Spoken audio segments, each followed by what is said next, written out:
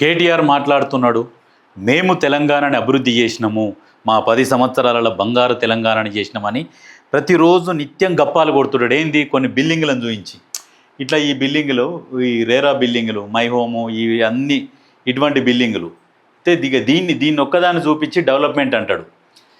అంటే డెవలప్మెంట్ అంటే ఏంది, ఎట్లా చేయాలి, అసలు ఇక్కడ డెవలప్మెంట్ చేయాల్సిన అవసరం ఏముంది? ఎక్కడ ఓన్లీ మన నార్సింగి, కోకాపేట, గచ్చిబౌలి ఈ ఏరియాలల్లో ఆకాశానికి తలిగే బిల్డింగ్లు ఇట్లా కట్టిరు. ఇవన్నీ ఎవరి భూములు అంటే, సరే ఇవన్నీ ఏమన్నా తెలంగాణ ప్రజలయా, లేకుంటే ప్రభుత్వ భూములా, లేకుంటే ఇప్పుడు కట్టే డబుల్ బెడ్రూమ్ ఇండ్లా అంటే ఏవి కావు. ఇవన్నీ ప్రైవేట్ బిల్డింగులు. వీటి వల్ల ఆదాయం ఎవరికి? ఏమైనా ప్రభుత్వానికి ఆదాయం ఉందా? లేదు. ఇవన్నీ ప్రభుత్వ భూములు ప్రైవేటు పరం అయిపోయి తర్వాత ఈ బిల్డింగులు ఇట్లా ఆకాశానికి తలిగేటట్టుగా లేచినాయి బిల్డింగులు. మరి ఈ బిల్డింగులు పర్మిషన్లు ఎట్లా? ఇలా కొన్ని ప్రైవేటు స్థలాలు కూడా ఉన్నాయి. ఈ ప్రైవేటు స్థలాల ఉన్నోళ్లకు పర్మిషన్లు రావు. ఈ ప్రైవేటు స్థలాలు ఉన్నోళ్ళు పర్మిషన్కి అప్లై చేసుకున్నారు అనుకో, ఈ మన దగ్గర నుంచి రాదు, ఇది పర్మిషను పైనుంచి రావాలి అని అంటారు. ఇంకొంతమంది ఏమంటారు, ఈ రోడ్డుకు నీకు పర్మిషన్ ఇవ్వలేము, ఇక్కడ ఇక నువ్వు సైలెంట్ కూర్చోవలసిందే, నీకు రాదని చెప్తారు. ఏం చేస్తారు లాస్ట్ కంటే, ఈ పలానా ఆయనను పోయి కలువు అని చెప్తారు. ఆ పలానా ఆయన వచ్చి ఏం చెప్తారంటే, నీకెట్లా కూడా దీనికి పర్మిషన్ రావడం చాలా కష్టము, అమ్మేసుకో, ఓ మంచి రేట్ ఇప్పిస్తాం అని చెప్పేసి చెప్తారు. మళ్ళీ వాళ్ళ మనిషే వస్తాడు, వాళ్ళ దగ్గర నుంచే అది కొనేసుకుంటారు. ఇల్లు కొనేసుకొని అది ఇది కలిపి ప్రభుత్వ స్థలంతో కలిపి పర్మిషన్లు వీళ్ళే కదా. వడ్డించేటోడు మనోడైతే ఏ మూలకు కూసున్నా బర్ఫూర్ వడ్డిస్తారు అన్నట్టుగా అధికారంలో వాళ్ళే ఉన్నారు కాబట్టి వాళ్ళే పర్మిషన్లు ఇచ్చుకొని వాళ్ళే ఫస్ట్ ధనాదన్ కట్టేసుకుంటూ వెళ్ళిపోయారు. అగ్గి పెట్టేలాగా కట్టిరు బిల్డింగ్లు. అక్కడ నీకు మౌలిక వసతులు ఏవి? ఫస్ట్ నువ్వు బిల్డింగ్ కట్టాలంటే నువ్వు మౌలిక వసతులు, ఈ సదుపాయాలు ఇవన్నీ ఉండాలి కదా. మినిమం ఆ వసతులు, ఆ సదుపాయాలు ఇవన్నీ ఉన్నప్పుడు అవన్నీ ఏర్పాటు చేసుకున్న తర్వాత బిల్డింగులు స్టార్ట్ చేయాలి. ఏం చేసుకోవాలి? మినిమం ఫస్ట్ తెలివి ఉన్నాడు ఎవడైనా, ఇంత పెద్ద బిల్డింగులు కడుతున్నారు, 1000 ఫ్లాట్లు, దాంట్లకు రావడానికి పోవడానికి దారులు, వాటరు, కరెంటు, డ్రైనేజ్ వ్యవస్థ, తాగునీరు ఇవన్నీ ఉండాలి కదా. ఇవన్నీ ఏర్పాటు చేసుకున్నాక బిల్డింగులు కట్టుకోవాలి. ఇక్కడ వీళ్ళు ఏం చేసిర్రు, ఇక మళ్ళీ అధికారంలో ఉంటామో ఉండమో, ఎవడుంటాడో ఎవడు పోతాడో తెలియదు, ఉన్నన్ని రోజులు దున్నుకోవాలి, తెలంగాణ రాష్ట్రాన్ని మొత్తం దున్ని వదిలేసేయాలని చెప్పేసి, ఎలగడ దున్నాలి ఏం లేకుండా మిగలకుండా అని చెప్పేసి ఇగో ఈ రకంగా దున్ని బిల్డింగులు కట్టేసుకొని ఇక వాళ్ళు అమ్ముకున్నాడు, కిరాయిలకు ఇచ్చుకున్న వాళ్ళు కిరాయిలకు, అమ్ముకునేటోళ్ళు అమ్ముకున్నట్టు ఇక 1000 కోట్లకు 1,00,000 కోట్లకు పడగలెత్తారు. దీన్ని చూపిస్తారు అభివృద్ధి అని.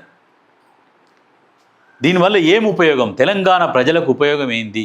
ఔటర్ రింగ్ రోడ్ ఎక్కి దిగుతుంటే ఔటర్ రింగ్ రోడ్ మీద ఒక రౌండ్ వేస్తే చాలు.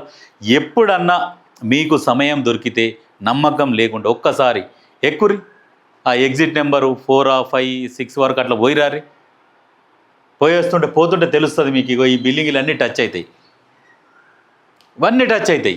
మరి వీళ్ళందరికీ మరి నీళ్ళు ఎక్కడి నుంచి అందిస్తారు? ఆల్రెడీ గ్రౌండ్ వాటర్ మొత్తం తగ్గిపోతుంది. గ్రౌండ్ వాటర్ రోజు రోజుకు ఇప్పుడు ఢిల్లీ, బెంగళూరు, తమిళనాడు ఈ రాష్ట్రాలతో కంపేర్ చేస్తే మన తెలంగాణలో, హైదరాబాద్లో గ్రౌండ్ వాటర్ క్షీణించిపోయింది. హైదరాబాద్ నగరాన్ని ఒక విజన్తోని, ముందు చూపుతోని పరిపాలన సాగించాలి కానీ ముందు చూపు లేకుండా ఉన్నది దోసుక తిందాము, ఉన్న కాడికి ఇప్పుడే కడక నాకుదాము, తర్వాత వచ్చినోని గోచి ఏం మిగలకుండా ఏం లేదన్నట్టుగా పరిపాలన సాగించరు. అదే పరిపాలనతోనిగో ఈ బిల్డింగులు. ఔటర్ రింగ్ రోడ్ దగ్గర సర్వీస్ రోడ్డు కానుకొని 40-50 అంతస్తుల బిల్డింగులు. అదే వేరే వాళ్ళకైతే పర్మిషన్లు వస్తాయా? దానివల్ల ఉపయోగం ఏంది? నువ్వు ట్రాఫిక్ని ఎక్కడ నియంత్రించినట్టు? అందులోకెళ్ళి వచ్చేది పోయేది జనాలు ఎట్లా ఉంటారు? రద్దీ వస్తే వాళ్ళ డ్రైనేజ్ అంతా ఎక్కడికి పోతుంది? ఆ డ్రైనేజ్ వ్యవస్థను ఏం చేస్తారు? వీళ్ళకు తాగునీళ్ళు ఎక్కడి నుంచి తెచ్చిస్తారు? ఏం చేస్తారు? మున్సిపల్ వాటరు పెద్ద పెద్ద లైన్లు వేసి వీళ్ళకి ఇస్తారు, మిగతా పేద ప్రజల ఏరియాలకు పోయే లైన్లను కట్ చేస్తారు. ఇగో వీళ్ళకి ఏర్పాటు చేసి ఇచ్చేసిండు అప్పట్లో. ఎందుకంటే అది వాళ్ళదే కదా. ఒక్కొక్క ప్లాట్ అమ్మితే 5 కోట్లు, 10 కోట్లు, 15 కోట్లు ఆ రేంజ్లో అమ్ముకుంటారు. ఇక ఆ రేంజ్లో అమ్ముకొని ఇగో దీన్ని చూపిస్తాడు. దీన్ని డెవలప్మెంట్ అంటే ఇదంతా వాళ్ళ సొంత ప్రాపర్టీలు అక్కడ మొత్తం వాళ్ళయే. ఆయన మెదక్ ఎంపీగా పోటీ చేసింది కదా వెంకటరామరెడ్డి, కలెక్టర్ రిటైర్డ్ అయిపోయి, ఆయన వీళ్ళ బినామీలు అంతా వీళ్ళే. ఇక వేరే వాళ్ళు ఎవ్వరు ఉండరు, ఇక వీళ్ళే ఉంటారు. వీళ్ళే బిల్డింగులు కట్టుకున్నాడు, వీళ్ళే అమ్ముకున్నాడు, వీళ్ళే రియల్ ఎస్టేట్ చేసుడు. ఇక తెలంగాణ అభివృద్ధి అంటే ఈ బిల్డింగులను చూపిస్తారు. సరే ఈ బిల్డింగులను చూపిస్తారు కానీ మరి అందులో మాకు ఉండడానికి అవకాశం కల్పిస్తారా? మరి లేదు, ఏముండదు. ఇగో ఇటువంటి పరిపాలన సాగించి ఇప్పుడేమో సొల్లు ముచ్చట్లు చెప్తారు. ముచ్చట్లు చెప్పమంటే కేటీఆర్ రకరకాల సొల్లు ముచ్చట్లు చెప్తాడు. ఇట్లా పోవాలి, ఇట్లా విజనరీ ఉండాలి, మనకు అసలు పొల్యూషన్ లేని తెలంగాణను ఏర్పాటు చేసుకోవాలి. 10 సంవత్సరాలు మరి ఏం బీకినావు? ఏర్పాటు చేయకుండా ఏం బీకినావు? 10 సంవత్సరాలుగో ఈ ప్రభుత్వ ఆస్తులన్నీ వీక్కొని సొంత అకౌంట్లో వేసుకున్నాడు. ఇప్పుడేమో సొల్లు ముచ్చట్లు చెప్తాడు. ఐటీని తీసుకురావాలి, కోదాడ నుంచి హైదరాబాద్కు రావాలంటే మరి అర్ధ గంటల జర్నీ ఉంటే మనం అక్కడ కూడా ఐటీ హబ్లు ఏర్పాటు చేసుకోవచ్చు. అందుకని హైదరాబాద్లో ఏర్పాటు చేస్తున్నాం, దానికోసం కూడా ప్రయత్నం చేయాలి. అట్లా ప్రయాణం ఈజీగా ఉన్నప్పుడు అన్నీ చేసుకోవచ్చు మనం అని ముచ్చట్లు, సొల్లు ముచ్చట్లు. మరి ఏం చేసినావు? 10 సంవత్సరాలు సమయం సరిపోలేదా? మున్సిపల్ శాఖ మంత్రిగా ఉండి కేటీఆర్ చేసింది ఏందా అంటే ఇగో సొంత ఆస్తులు ఇట్లా కూడా పెట్టుకున్నాడు. తెలంగాణ ప్రజల సొమ్ముతోని గచ్చిబౌలి, నార్సింగ్, కోకాపేట ఆ ఏరియాలలో పటాన్చెరు పోతుంటే పటాన్చెరు ఏరియాలలో వీళ్ళ కుటుంబ సభ్యులు మొత్తం కలిసి ఇగో వాళ్ళ ఆస్తులు బినామీలను పెట్టి ఇగో ఇట్లా ఆకాశానికి తలిగే బిల్డింగులు కట్టుకొని ఎంజాయ్ చేస్తున్నారు వాళ్ళు. అది తెలంగాణ. ఇప్పుడు కళ్ళ ముందల తెలంగాణ ఆగమైపోయా అంటాడు కేసీఆర్. ఏం ఆగమైంది? ఎవడన్నా ఎత్తుకపోయిండా తెలంగాణని? ఎవడు ఎత్తుకపోలే. ఏందంటే ఇప్పుడు అధికారంలో ఉంటే ఇక వీళ్ళు అధికారులు వీళ్ళ బలగము కుయ్యి కార్లు వేసుకొని ఏరియాలో తిరిగి ఇంకేమన్నా ఉంటే వసతులు ఏమన్నా తక్కువ ఉంటే ప్రభుత్వం సొమ్ముతోని ఇంట్లో రోడ్లు వేయించుకుందరు, ఇంకా రకరకాల పనులు చేయించుకుందామన్న ఆశతోని ఇంకా ఇటువంటి భూములు ఏమైనా మిగిలితే అవి కూడా మింగి అన్నీ సెట్ చేసుకుందామనే ఆలోచనతోని వాళ్ళకు బాధ అవుతుందంట అధికారం దూరం అయిపోయి. అటువంటి వాడు మనకు అవసరమా? ఇంకా సిగ్గు లజ్జ ఏమీ లేకుండా తెలంగాణ ప్రజలల్లో తిరుక్కుంటా కాంగ్రెస్ పార్టీ ఏం చేసింది, అప్పుడే వాళ్ళ మీద వ్యతిరేకత వచ్చింది. మీరు చేసిన పని రా నాయన, మీరు చేసినది ఏం చేసిరా అంటే తెలంగాణకి ఇంత అప్పెందుకు ఎక్కువైంది, ఇన్ని లక్షల కోట్ల అప్పెందుకు అయిందంటే మీరు రకరకాల అవినీతి చేసి అవినీతిని తీసుకొచ్చి దీంట్లో పెట్టుబడి పెట్టుకొని మీరు సంపాదించుకొని కూర్చున్నారు. ఇది నిజంగా నీకు చిత్తశుద్ధి ఉంటే కేటీఆర్ తెలంగాణ మీద పరిపాలన మీద ముందు చూపుతోని ప్రజలు బాగుపడాలి అని అనుకుంటే ఇటువంటి బిల్డింగ్లల్లో నీకు నచ్చినోళ్లకు లేనోళ్లకు మీ కార్యకర్తలే కావచ్చు వాళ్ళకే ఇంట్లో ఇచ్చేసేయి. మరి మీ కార్యకర్తలకే, మీ దాంట్లో లేరా పేద కార్యకర్తలు, వాళ్ళకే అందులో అయ్యి దగ్గర 100 బిల్డింగులు కట్టుకున్నావు కదా, కనీసం 10 బిల్డింగులన్నా 10 బిల్డింగులు వాళ్ళకి కేటాయించు. ఇది నీ అభివృద్ధి. ఇది చూపించేస్తాడు. ఇది చూపించేసి హైదరాబాద్ విశ్వనగరం మస్త్ అయింది, సూపర్ అయింది. ఎవరికి సూపర్ అయింది? ఇప్పుడు ముఖేష్ అంబానీ, నీరవ్ మోడీ, విజయ్ మాల్యా వీళ్ళు సంపాదించుకుంటే మిగతా ప్రజలకు వస్తుందా ఏమన్నా ఆదాయం? నువ్వు బంగారం తింటుండొచ్చు, బంగారం ఎరుగుతుండొచ్చు, మరి పేద ప్రజలు ఇంట్లోకి వచ్చి ఇంట్లో ఉండి ఇంట్లో తింటారా? ఉండరు. ఇది చూపిస్తాడు తెలంగాణ డెవలప్ అయిందని చెప్తాడు. చెప్పు ఇడిచి కొట్టాలి ఈ ముచ్చట్లు చెప్పేటోన్ని. తెలంగాణ డెవలప్ అయింది అని ఇగో ఈ బిల్డింగులు ఇవి చూపించి చెప్పేటోన్ని చెప్పు ఇడిచి కొట్టాలి. తెలంగాణ డెవలప్ అయింది అంటే పేదరికం లేకుండా ప్రతి ఒక్కడు ఉపవాసం లేకుండా 3 పూటల కడుపు నిండా అన్నం తిన్నప్పుడు అప్పుడు తెలంగాణ బాగుపడ్డట్టు లెక్క. ప్రతి ఒక్కడికి విద్య, వైద్యము, 3 పూటల కడుపు నిండా అన్నం దొరికినప్పుడు, అప్పులు లేకుండా పండుకుంటే ప్రశాంతంగా నిద్రపట్టినప్పుడు అప్పుడు బంగారు తెలంగాణ అయినట్టు. ఇదేం తెలంగాణరా? మీరు ఆకాశానికి బిల్డింగులు కట్టుకొని మీరు బాగుపడి అందరు బాగుపడరని చెప్తే చెప్పు మలబెట్టి కొట్టబుద్ధి అవుతుంది. ప్రజల్లారా ఆలోచన చేయండి. మీరు వాళ్ళు చేసిన పరిపాలనకు ఇది ఆ ఏరియాలోనే ఉన్నది. వాళ్ళు దోసుకున్న సొమ్మంతా ఆ ఏరియాలోనే ఉన్నది. మిగతా ప్రజలు ఎందుకు బాగుపడలేదు? మరి వాళ్ళోళ్ళే ఎందుకు బాగుపడ్డరు? ఏ ఏరియాలో పడితే ఆ ఏరియాలో మొత్తం దోపిడే, ఇంకా వేరే ఏమీ లేదు. ఇటువంటి పరిపాలన సాగించి మళ్ళీ ఇప్పుడు వచ్చి ఇప్పుడున్న ప్రభుత్వం ప్రజల కోసము సన్న బియ్యము, రేషన్ కార్డులు, ఫ్రీ బస్సు, ఇటువంటి పనులు చేస్తుంటే సబ్సిడీ సిలిండరు ఇవన్నీ ఏంటంటే పేద ప్రజలకు అందేటి, ఇవన్నీ బలిసినోనికి కాదు, పేద ప్రజలకు సబ్సిడీ సిలిండర్ అంటే వానికి ఎంతో గొప్ప విషయం. అది 200 యూనిట్ల కరెంట్ అంటే మామూలు విషయం కాదు. నెలకు ఒక 1000-1500 కట్టాలంటే ఏంది అది? అది పేదోళ్ళకు తెలుస్తుంది దాని విలువ. సన్న బియ్యం తింటుంటే ఆ సంతోషం వేరే ఉంటుంది. బలిసినోనికి ఏం తెలుస్తుంది? సన్న బియ్యం తింటాడు, అవసరమైతే బిర్యానీ పోయి తింటాడు. రోజు దొడ్డు బియ్యం తినేటోనికి సన్న బియ్యం బిర్యానీ కంటే కూడా అమృతంలాగా అనిపిస్తుంది. బస్సు ఎక్కితే టికెట్, కొంతమంది ఆ బస్సు కిరాయి పైసలు లేకుండా ఇక్కడ నుంచి అక్కడికి నడుచుకుంటూ పోయిన వాళ్ళు చాలామంది ఉన్నారు. నిజంగా రేవంత్ రెడ్డి పుణ్యమాని ఎంతోమంది ధైర్యంగా ఒక ఆధార్ కార్డు పట్టుకొని బస్సు ఎక్కగలుగుతున్నారు ఇవాళ.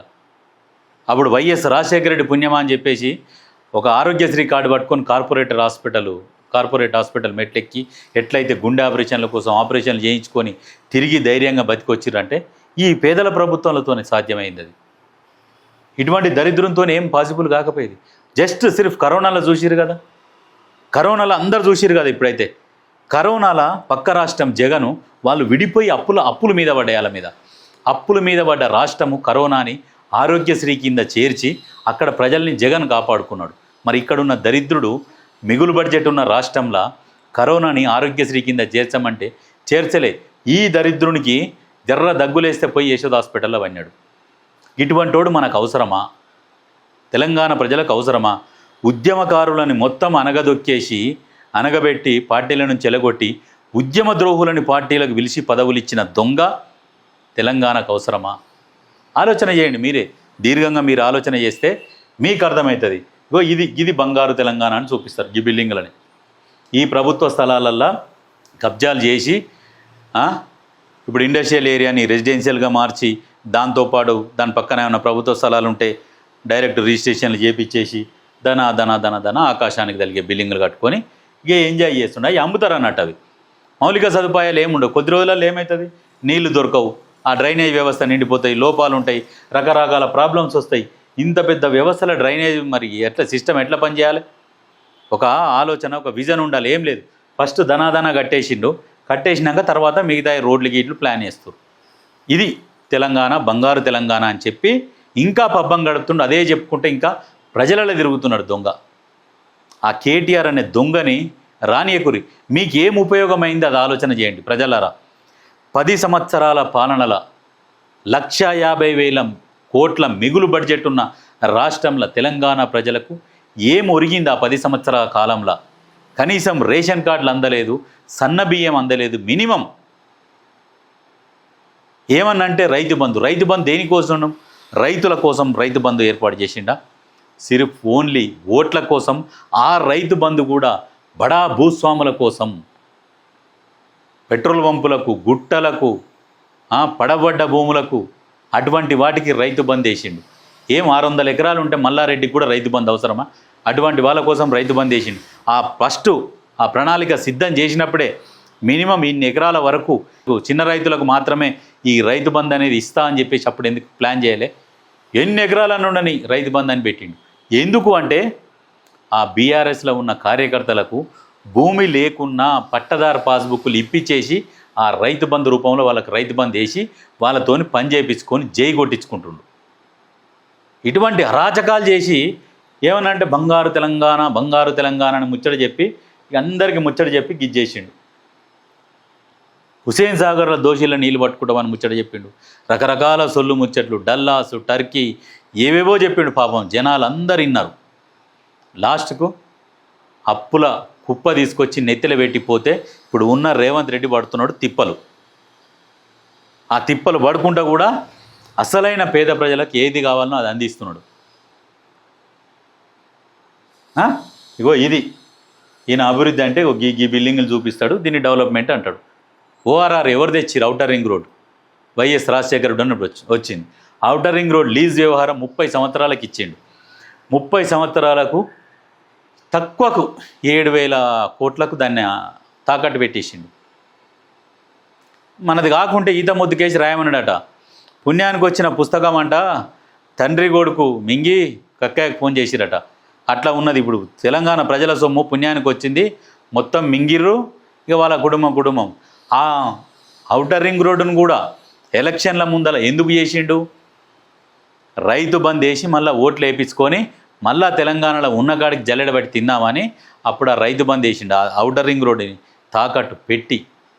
అటువంటోడు నిజంగా చెప్తున్నా కదా, ఉమ్మడి ఆంధ్రప్రదేశ్లో ఎంతోమంది ముఖ్యమంత్రులను చూసినాం కానీ వాళ్ళు కూడా దోసుకోలేదు తెలంగాణని, ఇంతగానం దోసుకోలేదు.